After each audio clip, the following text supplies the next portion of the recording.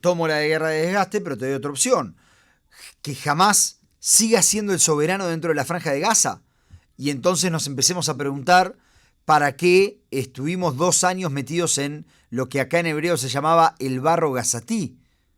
Y esta es una opción que es mucho más real, me parece a mí. Yo creo que esto es lo que estamos viendo, que jamás no va a dejar de ser parte de Gaza. Estoy convencido de que esto iba a ser así hace mucho tiempo. Creo que es imposible que jamás deje de existir en Gaza, pero sería mucho más humillante para Israel.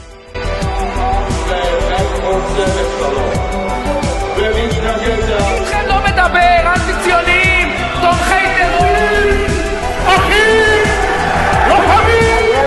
שוויון זכויות חברתי ומדיני גמור. שנת הריבונות ביהודה ושומרון. Esto es Ben Ashugot, un podcast para leer entre líneas. La guerra está terminada. Esa fue la respuesta de Trump a periodistas israelíes durante su visita fugaz a Israel el pasado 13 de octubre, mientras Hamás liberaba a los secuestrados con vida israelíes. Y bueno, una pregunta incómoda empezó a aparecer en la conversación pública, que es, ¿ganó Israel la guerra? Y la respuesta es un depende, ¿no? Primero, de entender de qué guerra estamos analizando, porque hubo dos guerras en paralelos, o como se dice acá, una guerra en 7 frentes. La guerra estrecha, Israel contra Hamás en Gaza, y la guerra amplia, Israel contra Irán y toda su red de milicias en la región. A ver, creo que hoy queremos tratar de analizar un poquito todo esto. La gran pregunta que todos nos hacemos es cómo, y nos venimos haciendo, me parece, desde el 7 de octubre, es cómo convertir logros militares contundentes o medianamente contundentes en una especie de victoria política y estrategia sostenible. A ver, lo que estoy diciendo básicamente es cómo hacer para cosechar aquellos frutos que se estuvieron plantando desde el 7 de octubre. También nos tenemos que preguntar qué rol juega la normalización con el mundo árabe, cuál es el precio interno y si estamos dispuestos a pagarlo para este proceso. Lo cierto es que estamos en un momento donde Medio Oriente parece un poco más dispuesto que nunca, por razones internas y por razones externas, a integrar a Israel. Pero el problema es que Occidente está más dispuesto a alejarse de Israel.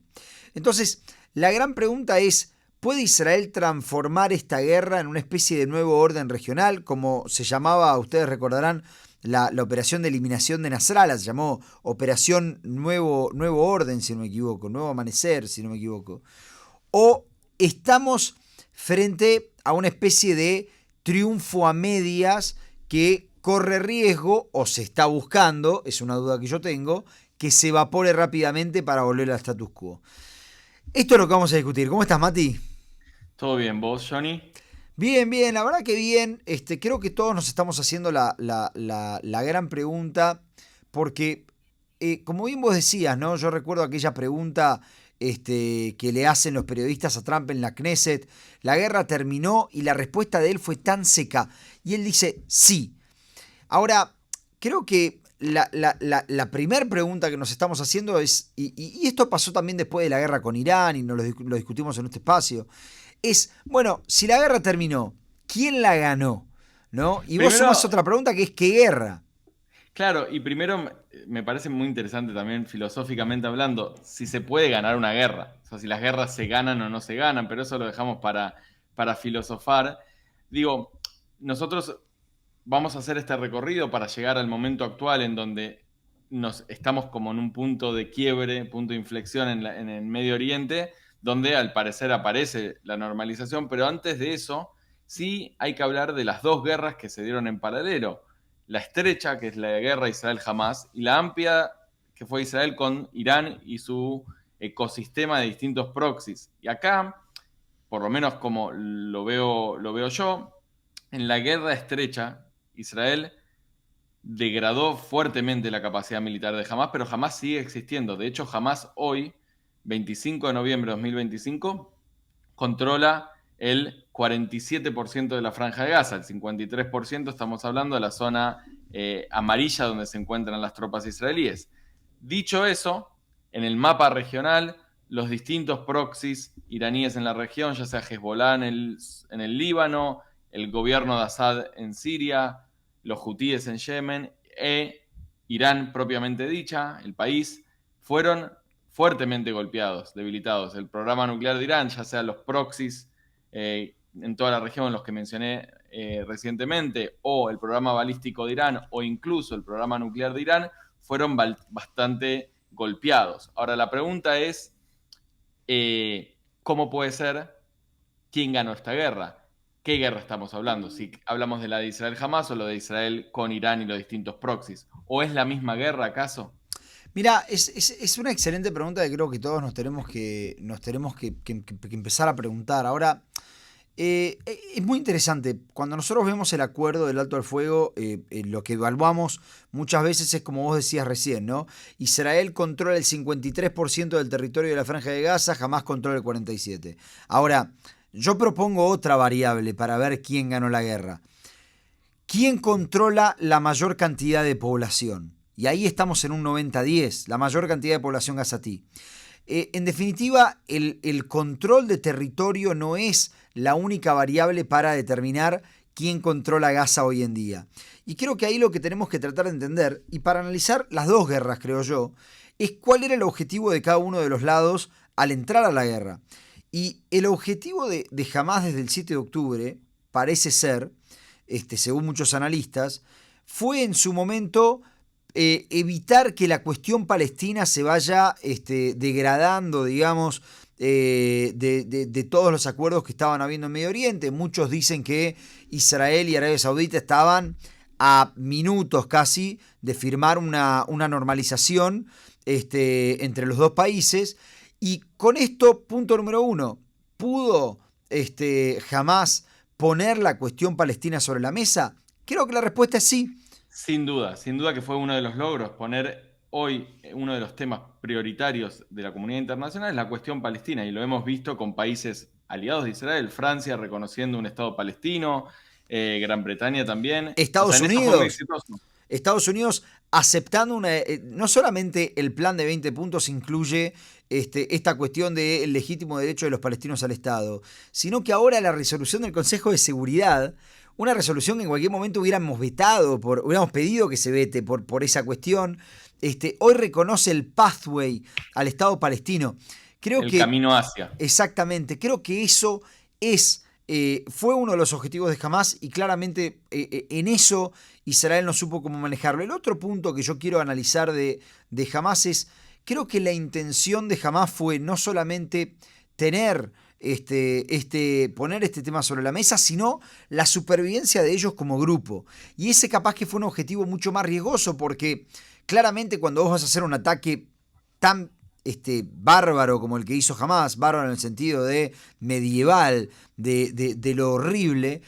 Barbárico, gracias. Corres el riesgo de que Israel diga, bueno, ¿sabes qué? Se terminó todo, ahora pateo el tablero y vas a dejar de existir por completo, cueste lo que cueste. Algo que podemos discutir, yo creo que Israel en determinado momento lo quiso hacer.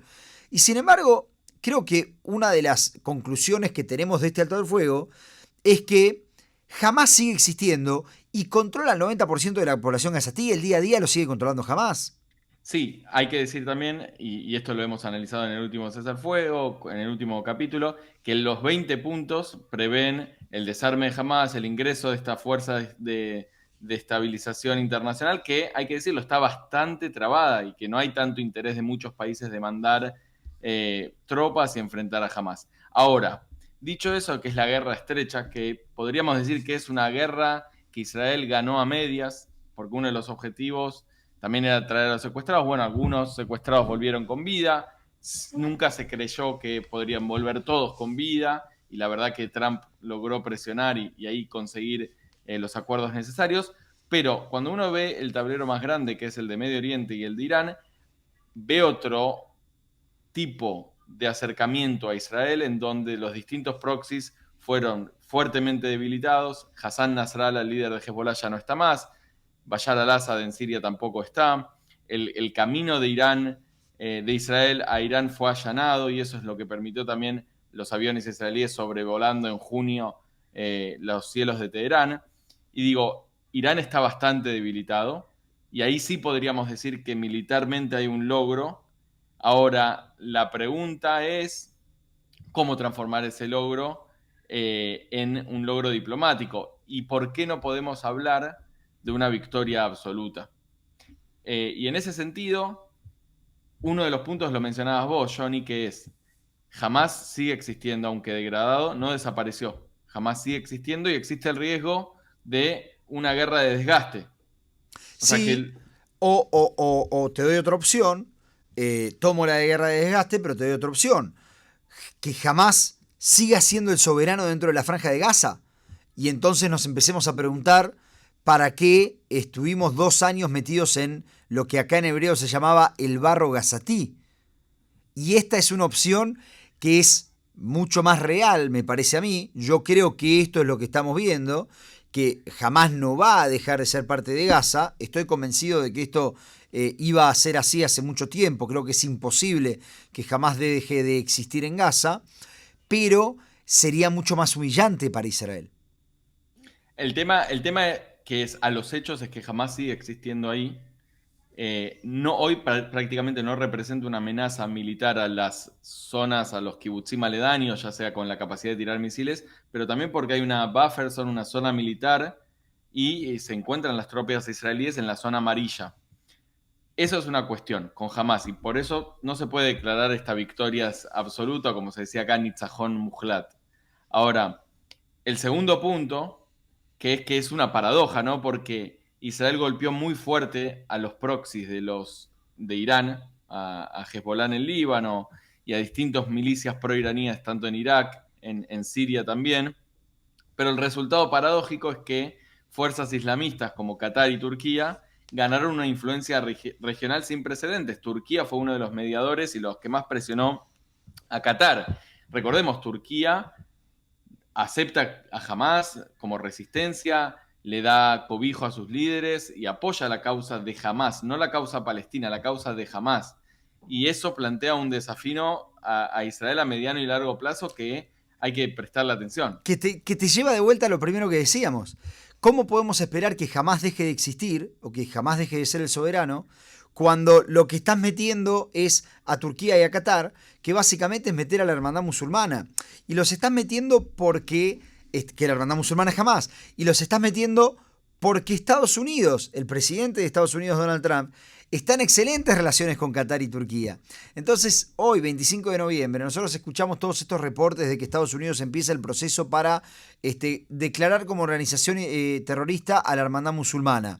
Pero al final de la historia, Estados Unidos está pegado a Qatar. Estados Unidos, no a Qatar, quiero corregirme, al emir. Trump está pegado al emir de Qatar. Trump está pegado a Recep Tayyip Erdogan. No sé si decir Estados Unidos y Turquía. Creo que hay una cuestión mucho más personal. Pero creo que una cosa lleva a la otra. Y eso es la complejidad de esto que creo que queremos analizar hoy.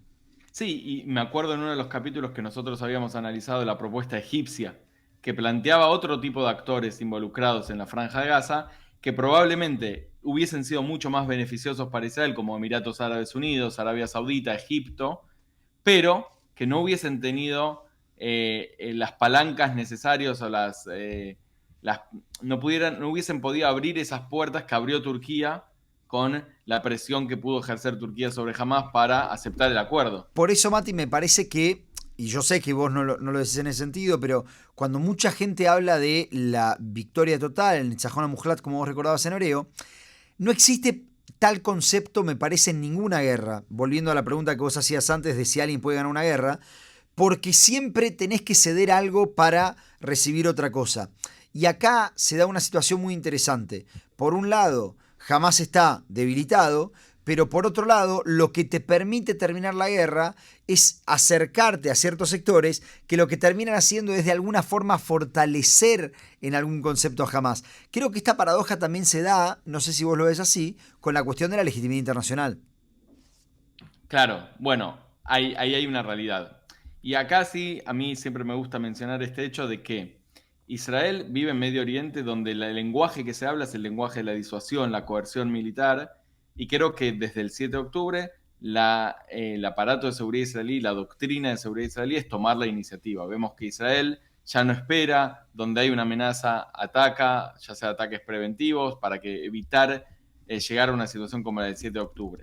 Todo ese tipo de ataques lo que generan es temor, o sea, disuasión en Medio Oriente. Cualquier actor, ya sea estatal o no estatal, en Medio Oriente que quiera atacar a Israel, sabe que se va a encontrar con una respuesta muy fuerte. Ahora, lo que genera disuasión en Medio Oriente, en Occidente o en la comunidad internacional, genera un rechazo. Y eso es lo que estamos viendo ahora, por ejemplo, cuando Israel logra estos objetivos militares, pero llega con el tanque vacío de la legitimidad, en el sentido de que la comunidad internacional cada vez más empieza a condenar a Israel o, por ejemplo, vemos los casos en la Corte Penal Internacional contra Gallant y Netanyahu, la Corte Internacional de Justicia acusando a Israel de genocidio, distintos países que antes eran considerados aliados, que siguen siendo aliados, pero que prácticamente reconocen un Estado palestino. Entonces vemos cómo Medio Oriente, por la fuerza que desplegó Israel, lo corona Israel victorioso, y quizás muchos países como Arabia Saudita, ahora es el momento de acercarse a Israel, que salió victorioso, pero Occidente dice, no, ese tipo de conducta yo no acepto, y ahí se da también otra paradoja. Hey, sí, a vos. Si estás disfrutando este podcast, tenemos algo para contarte. Hacer este podcast nos encanta, pero también lleva tiempo, esfuerzo y recursos. Si te gusta lo que hacemos y querés ayudarnos a seguir adelante, podés hacerlo invitándonos un café en Buy Me a Coffee. La verdad que es súper fácil, sin compromiso, y cualquier aporte, por más mínimo que sea, nos ayuda un montón a seguir creando contenido de calidad. Encontranos en buymeacoffee.com/entrelíneas y sumate a la comunidad que hace posible que exista este proyecto. Gracias por escuchar y por apoyarnos. Alguien me lo dijo esto, no es mío, pero yo lo compro. Puede ser que me lo dijiste vos. A ver. Que hay dos ejes en los que constantemente trata de trabajar Israel.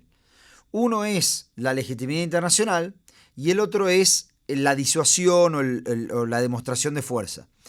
En ese sentido, hay una paradoja muy interesante que se da, porque cuando Israel está débil, tiene mucha legitimidad internacional. Lo vimos el 7 de octubre, el 8 de octubre, el 9 de octubre. Pero cuando Israel decide patear el tablero y hacer de Gaza, reducir Gaza a completos escombros y mostrar su fuerza y atacar en Irán y atacar en Qatar y atacar en Siria y atacar en el Líbano, manejar la cuestión de la ayuda humanitaria, crece como su poder de disuasión, pero baja, eso le afecta a la legitimidad. Y esa afectación de la legitimidad lo transforma en un Israel que se muestra como más fuerte, en mucho más débil. ¿Por qué? Porque queda aislado y otra vez vuelve al mismo círculo. Es interesante, Begin creo que tenía la frase que decía: yo prefiero la condena del mundo a sus condolencias, que también es una forma de entender las relaciones y cómo se manejan las relaciones con los demás países, pero yo coincido con vos que es inversamente proporcional, la legitimidad y la disuasión, pero en este tablero difícil de manejar y de maniobrar, creo que el desafío es... esto lo escuché una vez nombrarlo a Mija Goodman, que decía que el Medio Oriente te tenga miedo y que Occidente te entienda, porque Israel tiene una pata en ambos lados. Pero vamos un poquito más cerca, si te parece, Johnny. Estados Unidos, que es el principal aliado de Israel, bueno, la dependencia de Estados Unidos quedó bastante expuesta en los últimos meses, y sumado a eso, el hecho de la figura de Trump. Figura de Trump. No solo me parece que la dependencia... Israel, creo que ya no quedan dudas. Hubo reportes en el New York Times, hubo reportes en varios diarios de esto que estoy diciendo, pero ya no quedan dudas que Israel estaba apostando todas sus cartas a que Joe Biden o Kamala Harris luego no puedan ganar la presidencia de los Estados Unidos y que Trump sea el próximo presidente de los Estados Unidos. Y ya no quedan dudas que de hecho ha hecho todo lo posible desde su lado para que eso así suceda. Ahora, me parece que lo que estamos viendo es que Israel queda primero en un sector donde está completamente dependiente de Estados Unidos, porque Estados Unidos es quien le abre las puertas de la legitimidad en el mundo árabe y Israel cerró todas las puertas de la legitimidad con Occidente. Con Europa principalmente. Exactamente, con Europa principalmente. Por otro lado, vos tenés una situación donde Israel quemó todo tipo de puentes. El gobierno de Israel quemó todo tipo de puentes con los demócratas. Y acá quiero marcar una cosa que es importante. Trump está empezando a mostrar muchos síntomas de lo que se conoce como el pato rengo, que es el presidente que está en su último término y que ya deja de tener poder. Estos síntomas los estamos viendo, ya sé que no es el tema de este podcast, pero lo vemos con el caso de Jeffrey Epstein, lo vemos con las elecciones que se dieron no solamente en Nueva York, en Miami por primera vez en 20 años. Miami, un condado completamente republicano.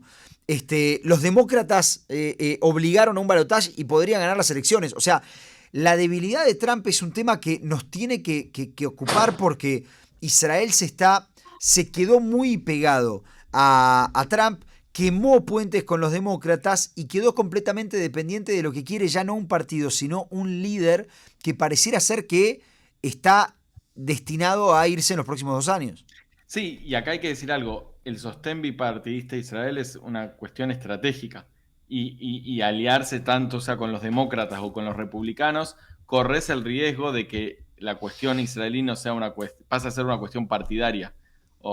Y eso crea una vulnerabilidad estratégica. Ahora, cuando pensamos en todo este escenario político en donde vemos toda esta cuestión de Occidente que se aleja de Israel, pero Oriente que se acerca, la cuestión es la normalización con Arabia Saudita principalmente, porque hablamos de varios países, pasa a tener un peso muy específico y muy importante para convertir esta victoria militar o estas ventajas militares en estrategia, en victoria diplomática. Estamos hablando de normalizar relaciones con Arabia Saudita, e incluso con países quizás como Siria, Líbano, Indonesia, con escenarios más ampliados. Yo sé que todavía es muy prematuro de hablar de Líbano y Siria, pero creando, creo, un eje anti-islamista, anti-Qatar, anti-Turquía, anti-Irán, que compense el costo de esta legitimidad perdida en Occidente. ¿A qué voy con esto? Que si Medio Oriente empieza a aceptar a Israel, y así los distintos países de Medio Oriente empiezan a normalizar relaciones, yo creo que va a ser mucho más fácil para muchos países de Occidente que se alejaron volver a la mesa. No sé cómo lo ves vos. Coincido con vos, pero creo que ahí la pregunta es en base a qué se hacen los acuerdos. Si se buscan acuerdos que buscan coincidencia de cuestiones muy básicas, entonces creo que sí, porque la cuestión más básica que va a demandar cualquier país árabe, y Arabia Saudita lo sigue haciendo, es un paso asertivo, que sea inequívoco, que sea irretroactivo hacia la creación de un Estado palestino. Y ese es el costo, ¿no? Ese es el costo. Y Israel hoy no está dispuesto a dar ese paso. Ahora, si Israel diera ese paso, la legitimidad de Occidente volvería a Israel, porque obviamente Israel volvería a estar en sintonía. No digo que sea lo correcto o no lo correcto, cada uno puede tener su postura, yo puedo pensar que es lo correcto, otro puede pensar que es lo incorrecto, pero volvería a estar en la misma sintonía que Occidente. Ahora, fíjate que hay otra puerta que no se abre solamente por las coincidencias de las cuestiones más básicas. Hay otra puerta que se abre por los intereses más personales. Por ejemplo, Trump está haciendo negocios con Arabia Saudita en los que deja afuera a Israel. ¿A cambio de qué? Bueno, no está muy claro y pareciera ser que es a cambio de dinero personalmente para Trump. Insisto, en base a reportes de varios diarios. Ahora, el peligro de eso es que eso muestra que Medio Oriente está abierto, y acá es donde yo creo que está el punto. Medio Oriente está abierto a negociar. ¿Por qué está abierto a negociar? Porque es la primera vez que el eje chiita está derrotado. Es la primera vez que está derrotado. Y en ese sentido, Medio Oriente dice, nosotros queremos negociar. Nos abrimos a dos posibilidades. Política transaccionalista, lo que hace Trump, o política de principios. Y el problema de la política transaccionalista es que yo no sé si Israel tiene mucho para ofrecer a países como Arabia Saudita, como el Líbano, como Siria, y ahí es donde la discusión cae en los principios e Israel no lo puede aceptar. Yo en eso no coincido. Mira, claro ejemplo es los acuerdos de Abraham, Emiratos Árabes Unidos, Israel, que hay un comercio bilateral de miles de millones de dólares. Israel tiene mucha tecnología para exportar, y creo que Arabia Saudita está bastante a la espera de ese acuerdo que permita el comercio bilateral con Israel. Y también no nos olvidemos del IMEC, el India Middle East Corridor, que es algo que el corredor marítimo para transportar mercancías desde la India, pasando por Arabia Saudita, Emiratos Árabes, Israel, que llega y ahí todos podrían también cobrar sus impuestos. Entonces también es una zanahoria muy grande para esta normalización. Yo creo que el costo, como lo decías vos, es el costo de un Estado palestino, algo que es muy difícil para Israel aceptar hoy en el contexto actual. ¿Puedo decir una cosa igual? Sí. A mí me sorprende la facilidad con la que aceptamos que para Israel no puede aceptar el derecho de otro pueblo a la autodeterminación. No creo que se hable del derecho, sino que se habla de la amenaza que eso puede representar. Que básicamente es negarle el derecho a otro. Pero la justificación es la amenaza que eso puede representar. Yo entiendo que hay un derecho no concretado, sin duda. Pero el temor de gran parte de la política israelí es la amenaza que eso puede representar. Ojo, yo estoy hablando de no el sector centro-izquierda que podría aceptar la idea de un Estado palestino, sino hablo de la derecha más ideológica. La derecha más ideológica es un núcleo duro que va a decir no podemos ceder nunca tierra por nuestras cuestiones de arraigo religioso, tradicional, bíblico, un punto, o por la cuestión de seguridad. Nunca cualquier territorio que sea gobernado por palestinos va a representar una amenaza. Entonces, ahí creo que hay una distinción entre la derecha más ideológica y la derecha pragmática que quizás estaría dispuesto, ¿no? Exactamente. A aceptar esta idea, que no es un Estado palestino mañana, creo, que es empezar a cambiar la retórica hacia una trayectoria, es lo que dice la resolución del Consejo de Seguridad, pathway, un camino hacia. Sí, hoy la postura del Estado de Israel, y no solo del gobierno, porque se aprobó en la Knesset después de empezar la guerra, es que no se acepta la solución de dos estados como una solución. Creo que lo primero que tiene que hacer Israel para reconciliarse con Occidente, evidentemente es, y para tratar de acercarse a estos países árabes moderados, evidentemente es cambiar esa postura y decir, no. La solución de dos estados es la solución que quiere Israel. Ahora, ¿qué es lo que pasa? Esto es la gran paradoja, diría la paradoja profunda que trajo esta guerra. Israel salió más fuerte en Medio Oriente y más débil en Occidente. O sea, vence militarmente a un eje iraní, vence militarmente a Hamas. Creo que la victoria militar, a pesar de la supervivencia de Hamas, no se puede discutir. Recupera de alguna forma la disuasión, pero paga un costo enorme en legitimidad internacional y peor todavía, que es lo que decías vos antes, Mati, en dependencia estratégica. Ahí está, y ahí vemos una paradoja que es muy rara. Antes del 7 de octubre Israel era aceptado en la comunidad internacional y rechazado en todo Medio Oriente. Hoy creo que Israel tiene la posibilidad de entrar mucho más en Medio Oriente y muchas puertas cerradas en Occidente. Que esas puertas pueden volver a abrirse si Israel retoma el camino de la normalización y si también la política israelí puede jugar los juegos necesarios para, en términos internos israelíes de política interna electoral, poder traducir las demandas de la comunidad internacional, esta demanda, porque hay algo muy interesante, ¿no? En el mundo, la comunidad internacional, la ONU, muchos países hablan todo el tiempo de dos estados para dos pueblos. Esa es la solución. Así lo plantea la comunidad internacional.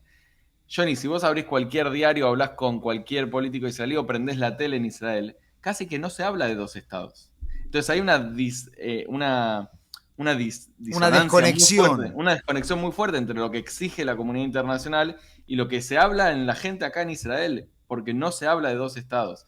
Entonces creo que también ahí esa desconexión tan fuerte, creo que los política tienen un rol muy específico en conectar entre la demanda, que es dos estados mañana, y cómo articular eso para una población muy traumada que vivió el 7 de octubre y que presume que la idea de un Estado palestino puede ser algo trágico. Y ahí el precio a pagar sería muy alto para Israel, pero también los beneficios serían muy altos. Estamos hablando de normalización de relaciones con Arabia Saudita, que abriría las puertas a casi todos los países de la región.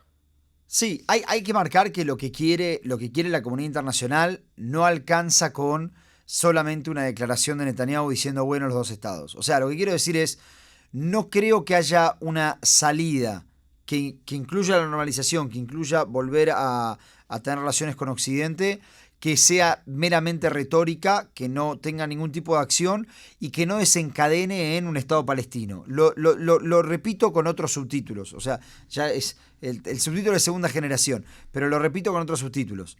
No nos podemos hacer los tontos y decir, dale, sí, 2 estados y después que no pase nada. Creo que ese momento ya pasó y creo que el mundo está esperando otra cosa. Ahora, por eso me parece que es importante marcar que cuando nosotros decimos no es algo que vaya a pasar el día de mañana, lo que estamos diciendo implica sentarse y empezar a hablar realmente, seriamente sobre territorios, seriamente sobre lugares, sobre monedas, sobre muchas cuestiones que son muy complicadas y que hay que analizar, pero como vos decías, si bien es un precio muy alto, los beneficios solo son altos. Ahora, ¿qué significa esto que estamos diciendo? Que el precio que se está queriendo, digamos, pagar para que Israel pueda cosechar estos frutos de estos 2 años de guerra, es un precio muy asumible para la derecha, como vos la llamabas, pragmática, pero es inaceptable para la derecha ideológica. Y el problema es que hoy quien controla Israel es la derecha ideológica y no la pragmática. Por eso creo que las próximas elecciones van a ser muy definitorias en cómo se arme el panorama político israelí para ver si se forma una coalición de la normalización o una coalición que lleve a Israel hacia otros lados. O en otras palabras, creo yo, ¿no? Irán perdió la guerra. La pregunta es si Israel va a ganar la paz. Es decir, si Israel va a ir en este camino de la normalización, que Israel tiene lo que aportar y tiene sus costos internos que pagar, y también el mundo árabe tiene costos internos que pagar, y creo que ahora y con la figura del presidente Trump puede haber un escenario posible ahí. Los leemos ustedes también, ¿eh? Díganos qué piensan, qué es lo que ustedes piensan sobre esta situación, si Israel ganó la guerra y cómo puede Israel realmente cosechar estos frutos para que aquellos 2 años no hayan sido en vano. Hasta acá lo dejamos, Mati. Lo dejamos, un gusto, Johnny, volver a hacer estos capítulos y también los leemos para poder juntos seguir leyendo entre líneas. Ben Ashurot. Que así sea. Chao, Mati, un abrazo. Hasta luego.